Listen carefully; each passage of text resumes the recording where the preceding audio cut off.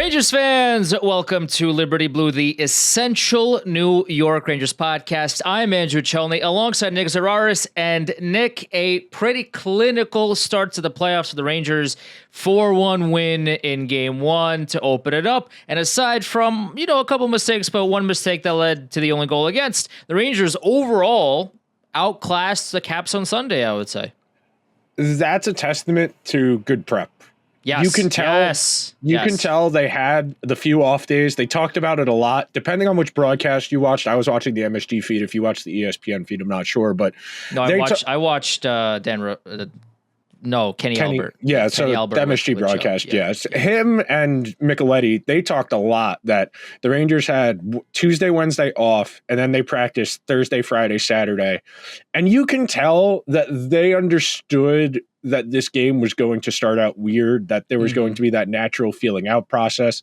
Depending on which site and which stat tracking model you look at, there were either 2 or 3 5-on-5 shots on goal in the first period for both teams combined. There was not a lot going on either side, and I think it's a real testament to the Rangers' preparation and discipline that they waited for the game to evolve and progress to where it needed to for them to start being able to make plays, as opposed to trying to force it. That's where the Rangers have run into problems in the past in different iterations in the postseason, even this year in the regular season, where the other team is doing something to frustrate them stylistically, whether it's clogging the middle, whether it's blocking at the blue line, forcing them to dump and chase. And the Rangers bided their time. Lots of stops and starts, lots of penalty kill and power play in that first period, wonky start, but the game never really felt like it got going until the Rempe goal, which kind of got moving. And I think the fact, and I was talking about this with the people I was watching the game with yesterday, you could tell that the third and fourth line were well suited and well situated for the style of the game yesterday. I think Wennberg had his best game as a Ranger yesterday. I think he was extremely noticeable. Yeah. He was really active in transition, breaking plays up, springing the puck, going the other way towards offense.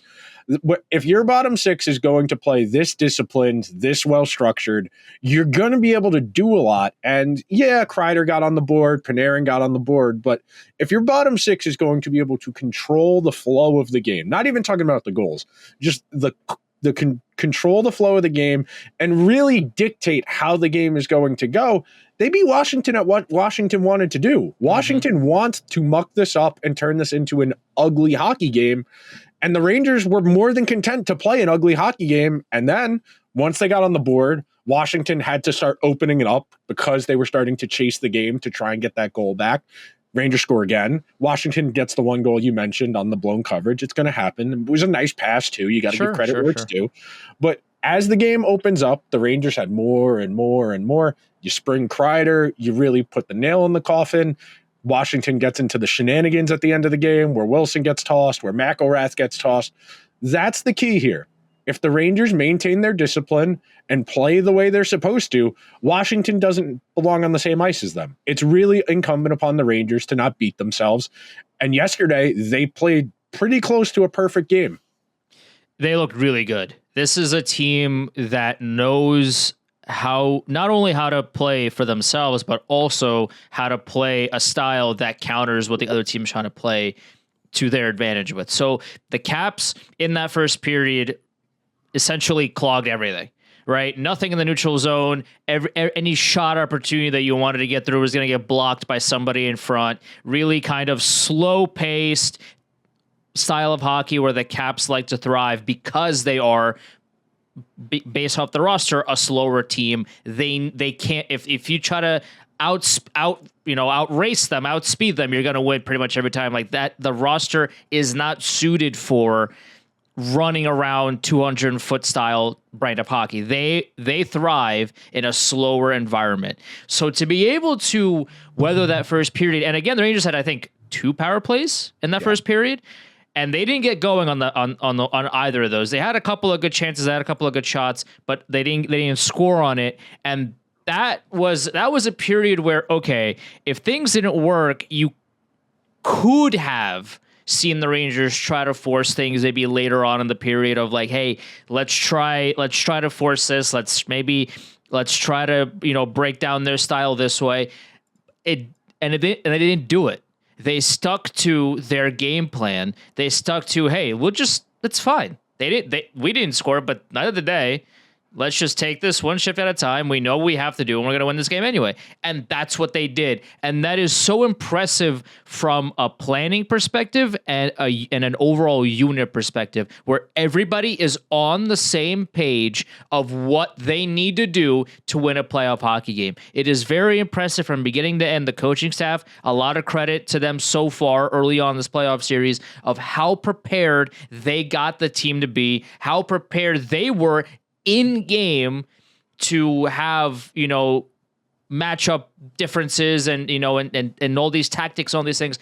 It worked really well, and the Capitals just didn't have an answer. Yeah, the one goal they scored, a nice pass, blown coverage, in the grand scheme of things, it doesn't really matter. Would you like Shesterkin to get a shutout? Sure. But, he also had a couple of good saves in that game as well. Overall, if you can't really ask for much more from this team. They looked really good, and of course Tom Wilson at the end, because the game was already over, decided to be a giant piss baby and try to go after players, to which Matt Rempe laughed in his face. That's where we are, and I'm loving it. That's the key here. That's a perfect encapsulation of the discipline required to beat a team like Washington. Washington knows on talent alone, they're not going to be able to win this series. They are going to have to muck it up. They're going to have to resort to those shenanigans. You saw Spencer Carberry losing his mind at all the penalties being called as the game progressed. I thought the referees were overactive in trying to bring the temperature down. I think Kelly Sutherland really made that first period about him. Yeah. That was a very Kelly Sutherland-esque period. The counterpoint to that, and the reason I didn't have as big of an issue with it as some people might have, I think there's an understanding with these two teams, with a game that if Rempe's playing, if Tom Wilson's playing, the referees feel they need to call everything to keep the temperature down so that there's nothing ridiculous, because it's certainly possible. I expected when the game got to 3-1, 4-1, I expected something stupid to happen, whether it was Rempe, whether it was Tom Wilson, whether it was McElrath or someone else. I expected something stupid to happen at some point, because that's typically when it does happen. When the game is out of hand, people are frustrated, and they have to lash out because they have to feel like they're important. They have to feel like they're impacting the game. But speaking of Rempe, speaking about the fourth line in general, the play that sets up that first goal it's weird how it developed, because the pass Gaudreau made to Vesey was terrible. It was behind him. Vesey had to slow down, turn around. If he received the pass cleanly, they could have went right to the net. But instead, because it wasn't a good pass, Vesey sends it down low. Rempe takes the long way around, which brings the Washington defender with him. Gaudreau goes down low, and the Rangers have 2-on-2 behind the net, where it's Gaudreau, Rempe, and then two Washington defenders. Vesey is hovering around the red line a little bit off to the right, and Rempe goes all the way around. Gaudreau one touches it to Vesey, and Vesey doesn't get a lot on the pass to Rempe, but because Rempe went the long way around, because him and Gaudreau were able to win that puck behind the goal line, he walks back out in front without anyone within 5-10 feet of him. Vesey's wide open to receive the pass from Gaudreau, and that's the type of goal it's going to take the longer these playoffs go. The Rangers think they're too good for that. It sounds silly to say, but the Rangers think they're too good for the dump and chase, grind it out philosophy of hockey that's requisite with playoff success. That's always been the knock on the Rangers' high-end players, that they don't thrive in that type of environment, that they're not particularly well situated for playoff hockey. But in an ideal world, your top six is going to do what they're good at, and your bottom six is going to bring that element to your game. And you saw it yesterday. They thoroughly thrashed Washington in the minutes. When their fourth lines went head-to-head, it was 11-8 scoring chances, 0.4 to 0.1 expected goals, and 2-1 high danger. And then Cooley, Wennberg, Kakko just dominated. 11-2 scoring chances, 0.5 expected goals to 0, and 3 high danger chances to 0. Thorough domination, and that's where the depth comes in. And then in the minutes where Zibanejad was head-to-head against Strome or against McMichael, and then vice versa, Trocheck against Strome or McMichael, the Rangers won those minutes too. That's where you get into the idea that It's all about the discipline and waiting for the game to come to you. Now, you're not always going to have that luxury of the other team not being good, where they kind of need to play a certain way if they're going to be successful.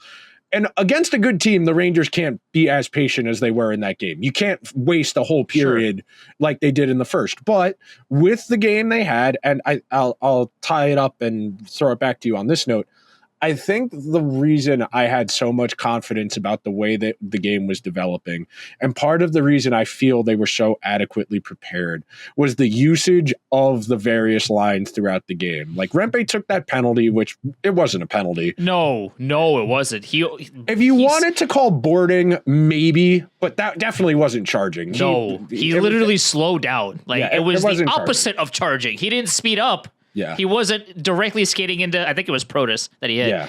Like, he didn't directly, bash his skull into the, like, my man slowed down. He, like, very, gently, when you talk about a 6'8" behemoth is a relative term, but he definitely let up before the hit to still get a charging call after all that. That's a very silly. That call was only made because of who it was, as opposed to what the play actually was. It was not a fan of that. And that's the danger. If you're going to play Rempe, which I imagine the Rangers will continue to do so until he gives them a reason not to, he's going to get the extra scrutiny that he may or may not deserve just because he's so big. Everything looks a little more dangerous, a little more physical when it's a guy wwho, as you said, is a 6'8" behemoth. Like the third goal, and I mean, don't mean to for a second, but the third goal the Rangers scored, that was the last of that 2-minute onslaught.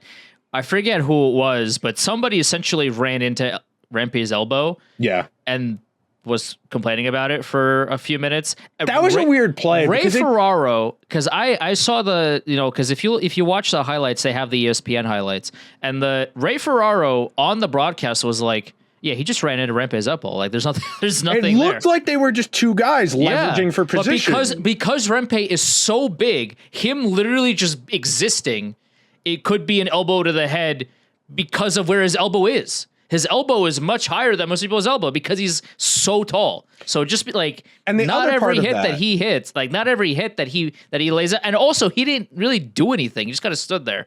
The other part of that play that I found weird was they never showed a great angle of it on the broadcast, but to me, it looked like Rempe hit him in the chest and his arm went up as they were leveraging for position, which by definition is not an elbow to the head because the initial point of contact was the chest. And I know everybody likes to turn these replays into the Zapruder film when it comes to elbows and where points are getting hit. But for the purposes of this conversation, if he's going to play, which I imagine he will stay in until he doesn't, the fact that he got the second most minutes he's ever gotten in a game yesterday, I think that bodes well for his fortune in the lineup. The fact that the Capitals' fourth line just isn't that good, and the Rangers' fourth line was able to really press the agenda of how they wanted to play. I thought the Rangers did a really good job of utilizing last change and setting up matchups that were favorable, giving Zibanejad offensive zone starts when they could, giving Trocheck offensive zone starts when they could, and occasionally throwing Gaudreau out there with Wennberg and Vesey, where if it's a defensive zone start, let's get two centers out there. Let's try and win this faceoff. And if we win the faceoff, Wennberg goes off immediately, Rempe comes on. I think you saw the benefits of the preparation, the intense practice, and a coach who's just got a good feel for his group. Now, it's one game. I'm sure at some point in this conversation, we'll talk about how a series doesn't really get going until there's some adversity, and there will be adversity unless Washington is as bad as they look, and then maybe this is a 4 or 5 gamer and there's not a lot to talk about. But when it goes as well as it did in game one, I think the main takeaway you want to have is why were they successful? They waited Washington out. Then, as they started to get going, Washington had to open up, and the Rangers were able to take advantage of those openings. And then number 2, you can't get too high off of it. I do think that was a problem last year against the Devils, where they got out to 2-0, and they really felt, we're just going to walk through this. And they really should have won game 3, in all honesty. They lost in overtime, and that kind of swung the series and gave the Devils some juice. If you have the Devils 3-0, you're more likely than not wrapping that series up in 5 or 6 games.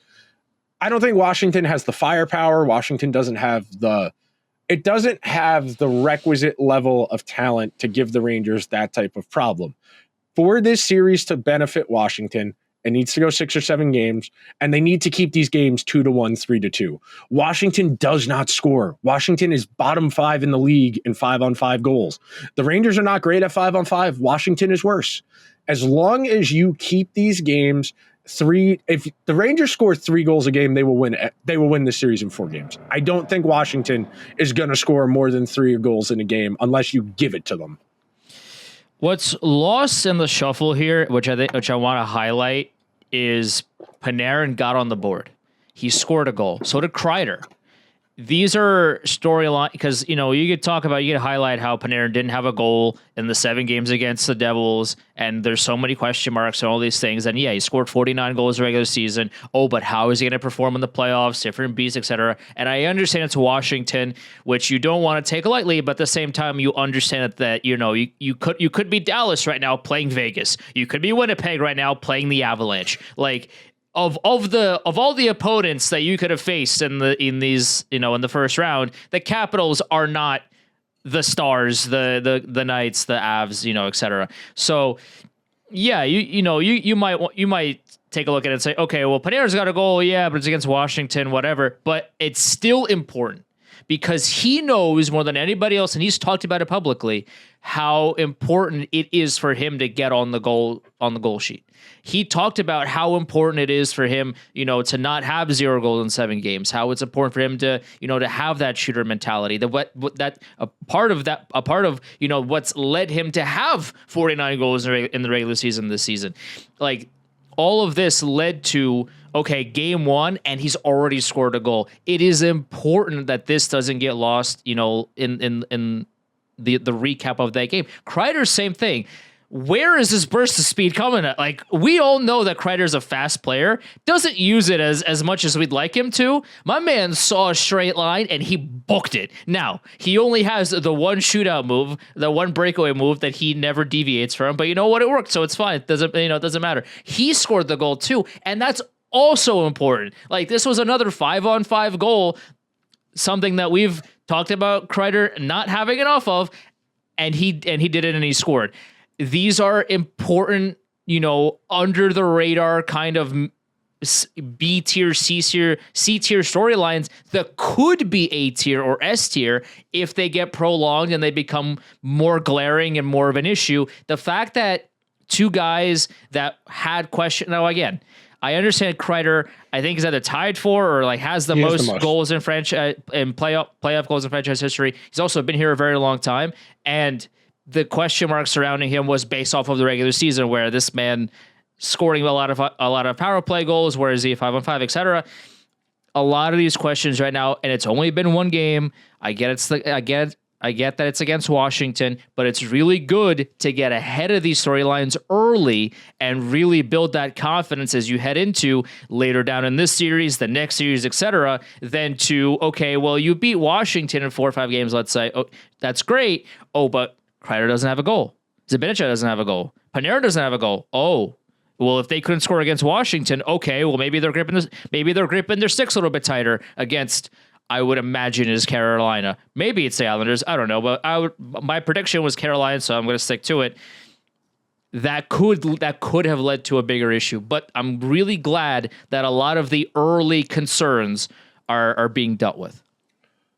One other point, you mentioned the Panarin goal, and the Vesey goal also applies to this. The preparation, those preset face-off plays, and at some point we might have to build a statue for the fact the Rangers can win face-offs now.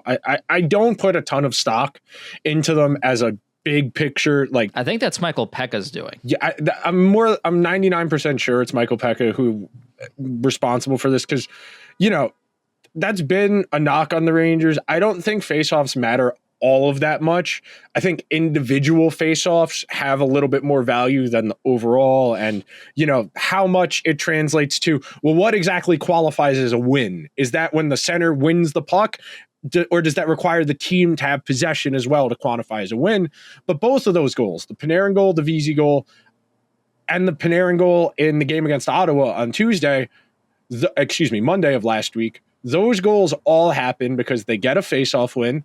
They have leverage on the side of the face-off circle that's closer to the net, which is producing a screen in front of the goalie, and because they win the puck clean, whether it's Vesey or Panarin coming across on their strong side. That's something else the Rangers do a lot of on faceoffs, and I thought they did a good job of yesterday, was putting guys on their offhand side for the purposes of, if they win a faceoff, they're instantly in a position to shoot.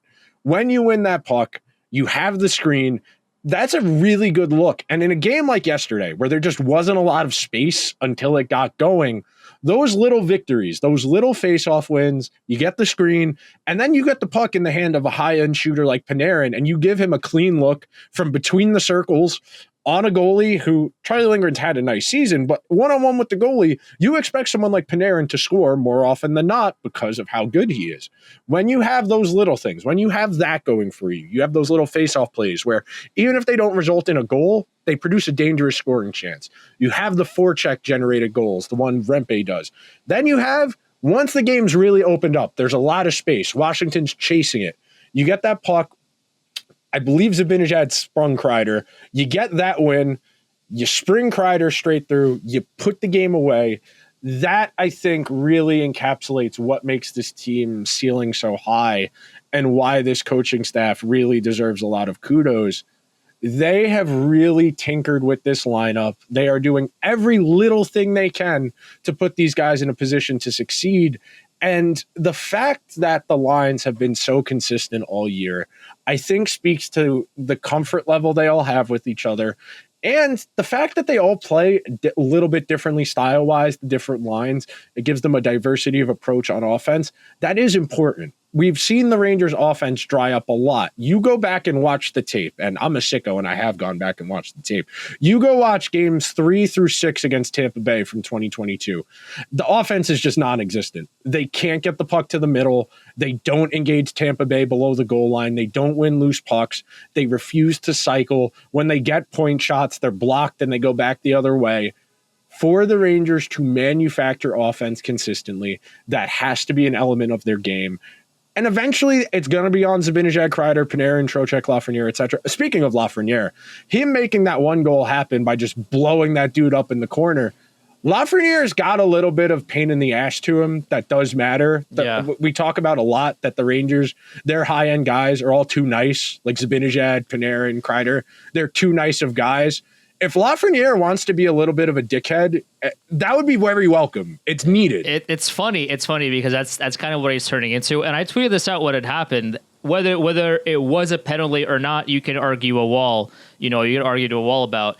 But the fact that it wasn't called a penalty after every single breath was called a penalty in period 1 was astonishing. I could not believe. And I, I'll take it as a Rangers fan, right? Like, that's great that it didn't result in the call. Should it have been? I don't know. But at the end of the fact that, Kelly Sutherland is called 4 penalties in period 1, everything was a penalty. And then that happened, I think, in front of him. And he didn't do anything about it, was just objectively huh? If you're going to huh? It was, I saw that. I'm like, okay, all right. Caps power play. Here we go again. Kelly Sutherland show. And he was staring right at it. No call. Rangers score. I'm like, all right, hands up. Thought that was a penalty. I'll take it. All good. I just wish things were called consistently, but that's every period of every game ever. So I don't know. The longer series go on, typically the fewer penalties are called. I'll be very curious to see how game 2 is officiated tomorrow in that respect, if it stays the same way. And one more thing on game 1 before we open it up a little bit more general. Their willingness to play how the game was going as opposed to forcing it, I think that's part of why they looked so good, that they were they understood how the game was going to go. They didn't get flustered. They didn't get deterred. They understood where the game was going. They were comfortable going there and made it happen. And now you get the natural evolution of a series. Now, if Washington can adjust, how they choose to adjust, that's another conversation. But you have to feel that so far, and, one game, but the preparation really put them in a position to succeed. The guys on the team understand what they need to do. And the mistakes, couple bad line changes, the goal, but that was a nice pass. You can live with that. But sure, They held Ovechkin to no shots on goal. They did a great job of making Washington had maybe two good scores. 2022 clips, huh? Yeah, I mean, realistically, yeah, when you do show prep, you got to. But Washington had maybe two good scoring chances the whole game. Shesterkin only had to make 20 saves. I have to go and do the research and see what the fewest saves in a Rangers playoff win is in the last like 10, 15 years, because that's got to be in the conversation for fewest. 20 saves in a Rangers playoff game. You would assume this game was played in like 2006 if it were a 20 save game, but they looked great. The underlyings were beautiful. Everybody had a moment or two. Like even Trouba got the one big hit in there. Zibanejad sprung Kreider. Roslovic had a couple nice plays. Wennberg was noticeable. Every single person in the lineup had at least one noticeable play that was positive. And that's really encouraging because there have been games where it's two or three guys trying to drag the entire lineup along. And the more guys you have, the less drop off there is per line change, the greater opportunities you have. And the Rangers had a great opportunity in front of them, and they did not mess around. They did not force it. They did not do what they typically do. They didn't make it more difficult than it needed to be. That's what we've talked about a lot in the prep for this series. The Rangers need to take care of their business and not do what they always do. That was not a New York Rangers-esque performance yesterday. That was what a good hockey team does in the playoffs. It's great. It's beautiful to watch, hey Nick? When you don't have to be sweating bullets because your hockey team is forcing passes across the ice as opposed to doing what they did yesterday and just letting the game come to them. It's just a really good sign overall that the Rangers understand the process, the plan going into the playoffs as a whole. I mean, the plan's obviously going to change depending on who they play, but the overall thesis of letting the game come to you as opposed to trying, everything in your power to score 8 goals in the first period of a hockey game. It's the whole blueprint of what they are trying to do really shone bright in game number 1. It's really great for them. Like we talked about, it was as perfect of a game as you could ask for realistically. Yeah, would you like a shutout? Would you want to be pedantic about it? You can. But at the end of the day, they played about as well as you would want in a playoff game, and just hoping that they take that and they build off of it instead of things that they've done in seasons before where, this is easy, this is fine, and then things quickly become not fine, and that's how the Devils series happened. I think it's also interesting because if you remember, everyone remembers the Rangers got out to a 2-0 lead the first 10 minutes of the game of game 1 against Pittsburgh, and then that game went to 3 overtimes. The Rangers did not play around. They kept trying to score, but they didn't break down their structure. They stuck to what they were trying to do. They greatly limited what Washington was able to do offensively. Washington didn't have a shot on goal for like the first half of the third period. Yeah. That is insane. The Rangers did a great job blocking shots. They did a great job clogging up shooting lanes and passing lanes and really forced Washington, where the only way Washington was going to score in that game yesterday was a defensive breakdown or somebody making a really spectacular play. If you can limit the opponent to that, and it's really hard to do that in the playoffs, most teams have a little bit more than Washington does. But for the purposes of this conversation, when you are that well equipped for the situation, it's really nice. It's kind of like taking batting practice. That's kind of how it felt yesterday, where the Rangers knew what was coming. They were able to tee it up, line it up, get good, solid contact, wear it down, and then over the course of the game, prosecute how you want to play. Set yourself up for success. And the Rangers did that through and through. Opening it up real quick, we'll bounce around. I hope they play best of 15 between Colorado and Winnipeg. What a series, huh? What a first game that was. I tweeted this out the last night. It's like, imagine you're Joe Sakic and you watch your team. At the time it was 5, but they scored the 6th with like 20 seconds to go. Imagine scoring 6 goals on Connor Hellebuyck and losing because your goalie can't stop a beach ball.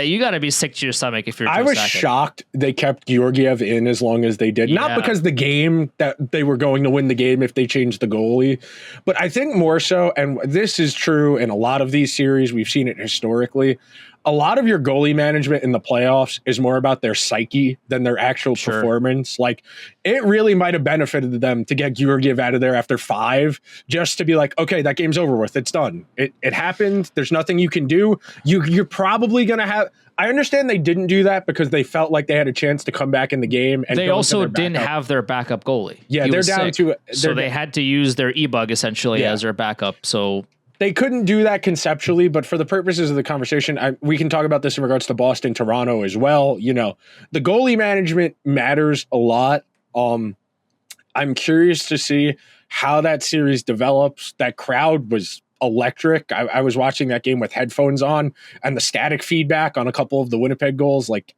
made me jump a little bit how loud it was. That's a great crowd. That's a great hockey city. It's really good to see that town get rewarded with a really good hockey team. That series should be awesome. The Islanders, I thought, played pretty well against Carolina, in all honesty. I thought that game was 1-1 for a large stretch of the game. Carolina wasn't able to do a lot of what they typically do. I thought Varlamov did a nice job of keeping the Islanders in that game when the Carolina would have long sustained periods of offensive zone time. But I thought Carolina looked uncomfortable, and it's really hard to make Carolina look uncomfortable, especially at home. That's another arena that's really loud, a lot of jump. I thought the Islanders did a really nice job. I'm very curious to see how their game 2 goes tonight. My question is, if that is the best the Islanders are going to look and they still lose, then what is their outlook, right? Because if they did everything, if they did, a lot of things right on the ice, they made Carolina uncomfortable, they capitalized on a lot of opportunities. Anderson was really good in that game. He made a couple of really big saves. They did a lot of things right. Carolina on their heels for some of the game. Didn't have a whole lot of opportunities, either, and they still lost the game. Islanders don't have the goal scoring. No, that's the biggest issue. Listen, they have enough talent.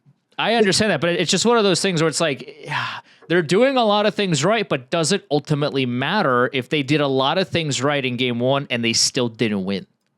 That's the real conundrum of it. They have enough talent. And their goaltending situation is strong enough, and they have good. They've played a lot better defensively the last month or so. I'll give them the credit there. The real conundrum is they're going to have to win these games 2-1 or 3-2. They have no margin for error defensively or in net. If they concede 3 or 4 to Carolina, they're probably not winning. In all honesty, they're probably not going to win.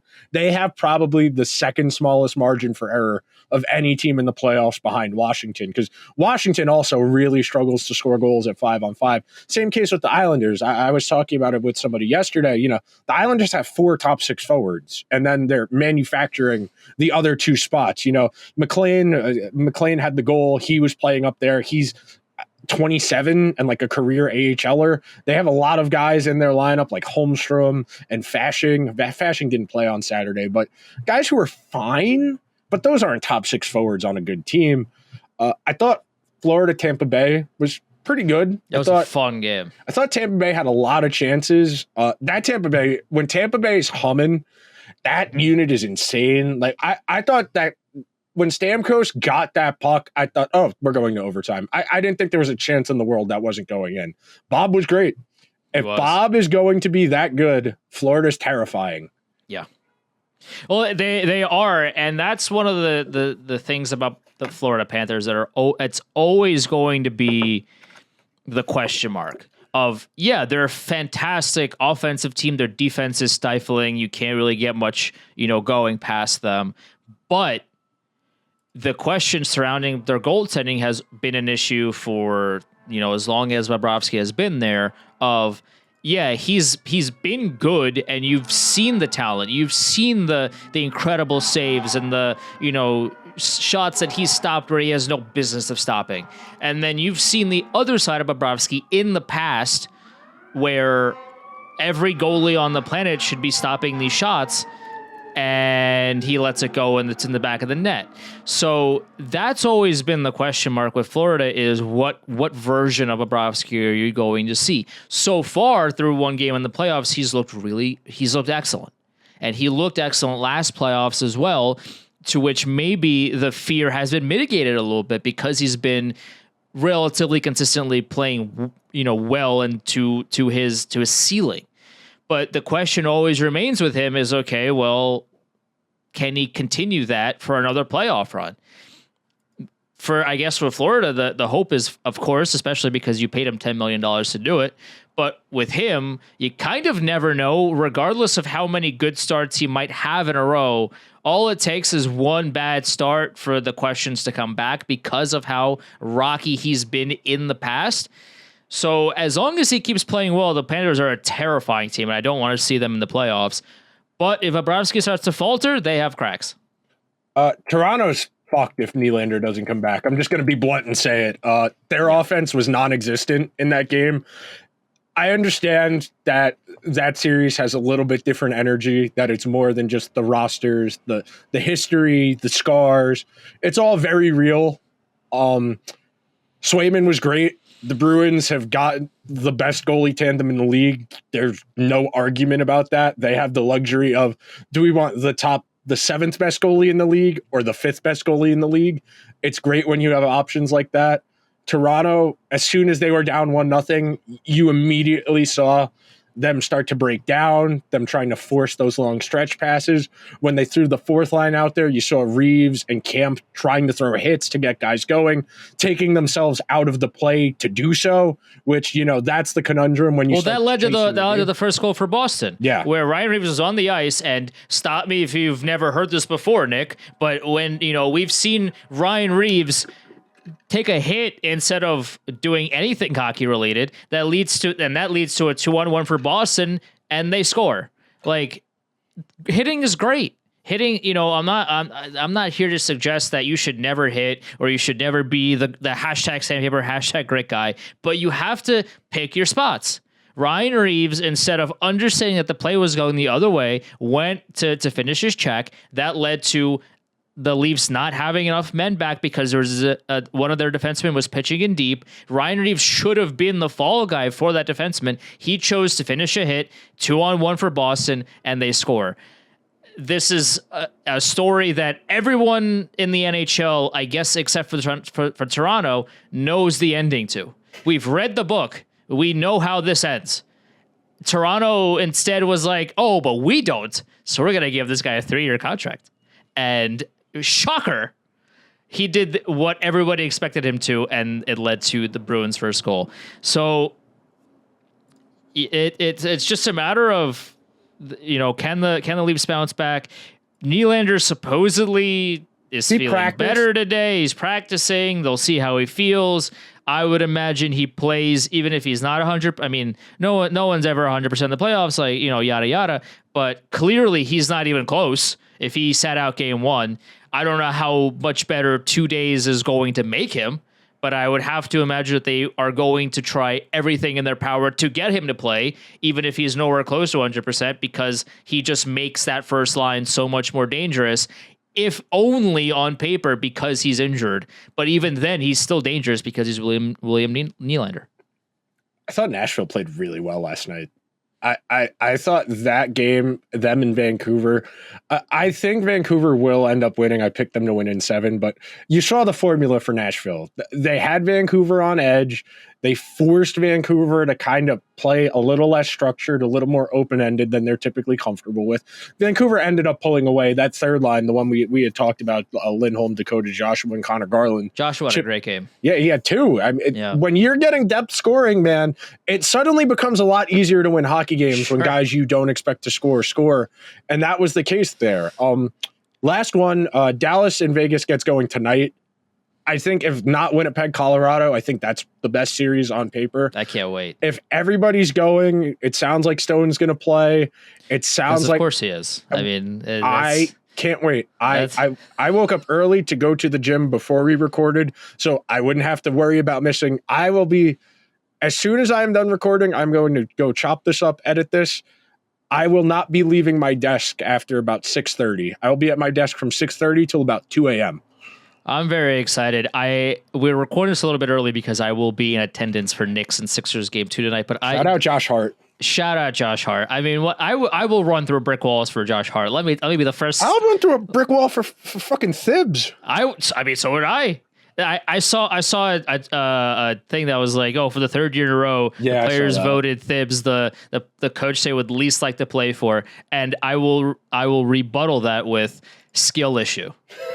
Skill issue. That just means you don't want to work hard enough to win. Like, that's because Thibs requires everybody to give everything they have at all times.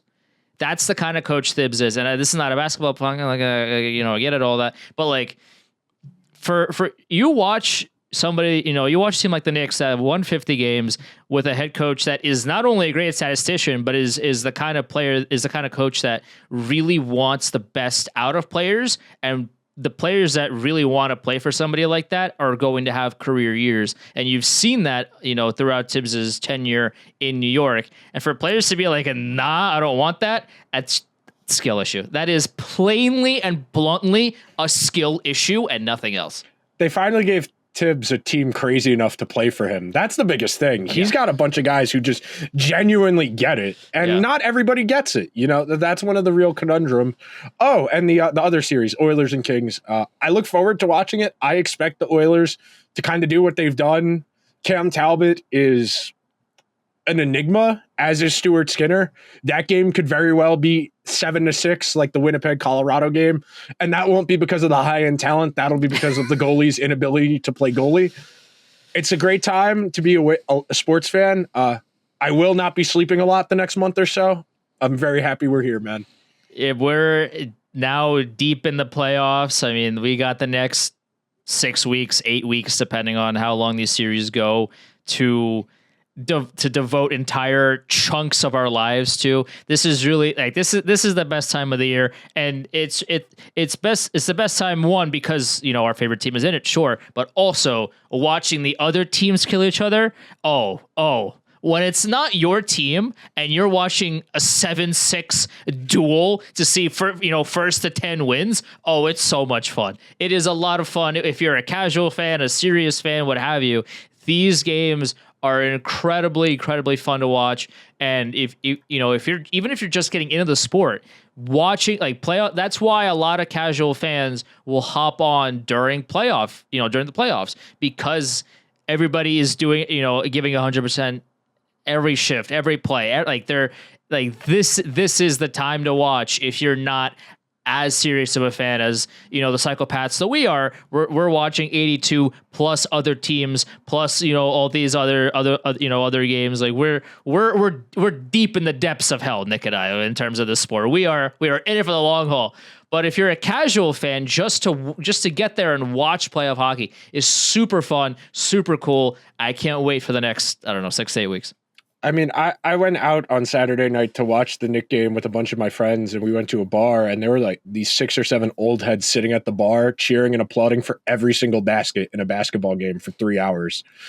That's a lot. It means more, man. Yeah. It really does mean more. That'll do it for this week's edition of the Liberty Blue podcast.